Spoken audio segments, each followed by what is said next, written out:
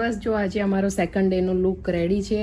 આજે અમે બધા જ ફ્રેન્ડ્સ એક સાથે નક્કી કર્યું હતું કે અમે પ્લેન કુર્તી પહેરીશું અને આ એક અમારા સોસાયટીમાં એક ભાભી છે એમણે બધાની માટે આ બનાવ્યું હતું તો અમે બધા એક સાથે આવું પહેર્યું છે અને આજે અમારો લુક રેડી. જો ચલો જઈએ નીચે. કેવું લાગે છે કમેન્ટમાં જરૂર કહેજો.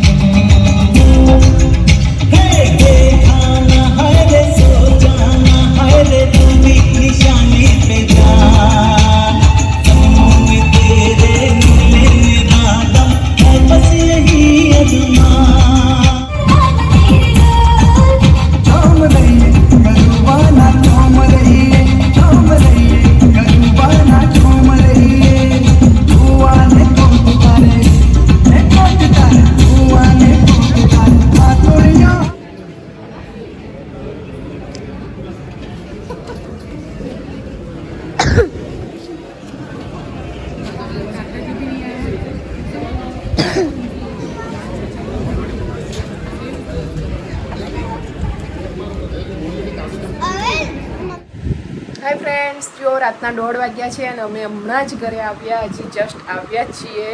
તો બસ હવે પહેલાં તો કપડાં ચેન્જ કરીશું, એ પછી રૂમ ક્લીન કરીશું, કેમ કે જતાં તો બધું ફટાફટ એમને એમ જ્યાં આવ્યું ત્યાં મૂકીને જતા રહીએ છીએ, કેમ કે આપણે એન્ડ ટાઈમ પર દોડાદોડ ધમાલ થઈ જતી હોય છે. એટલે બસ હું પણ બધું આમનું આમ મૂકીને જતી રહું છું. એ વખતે તો આવ્યા પછી બધું સાફ ક્લીન કરું છું. હવે બહુ જ થાકી ગયા અને આજે નાસ્તામાં હતું સેવસળ, ફ્રેન્કી અને સેવસળ હતું. તો બસ નાસ્તો કરીને અમે આવી ગયા ઘરે. હવે ગરબા બી પૂરા થઈ ગયા છે. તો બસ આજે અમે બધાએ આવું પહેર્યું હતું, સેમ કુર્તી પહેરી હતી બધાએ. પ્લેન કુર્તી પહેરવાની હતી આજે, તો પ્લેન પહેરી હતી. હવે કાલે શું પહેરીશું એ હું કાલે કહીશ તમને કાલના બ્લોગમાં, બરાબર? નહીં, ચણિયાચોળી નહીં, પરમ દિવસ ચણિયાચોળી.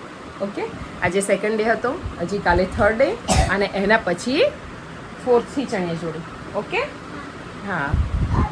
આજે તો સુનીતે પહેલાં કીધું કે હું આજે ગરબા ગાવા નીચે આવતો નથી, તમે લોકો જાઓ, મને એમ બી ઠીક નથી અને થોડું એડિટિંગ તો કેટલા દિવસ થઈ ગયા એડિટિંગ કરે, તો આજે એડિટિંગ બી કરવાનું હતું. તો બ્લોગ બધા તો બસ એડિટિંગ કરવા સુનીત બેઠા હતા અને એમ બી સુનીત 4-5 દિવસ હૈદરાબાદ ગયા હતા, બહુ જ ટ્રાવેલિંગ કર્યું તો સખત થાકી ગયા હતા. તો સુનીતે ના પાડી કે હું નીચે નથી આવતો, પણ પછી ખબર નહીં અચાનક શું થયું તો એકદમ નીચે આવ્યા અને ફૂલ જોશમાં રાસ રમવા માંડ્યા. બહુ જ ગરબા રમ્યા આજે તો સુનીત, રાસ બી બહુ જ રમ્યા, મજા આવી ગઈ સુનીતને. અને મેં ક્યાં ગયું બેક પેન હવે તમારું, તો કે મજા આવી એટલે રમવા માંડ્યો.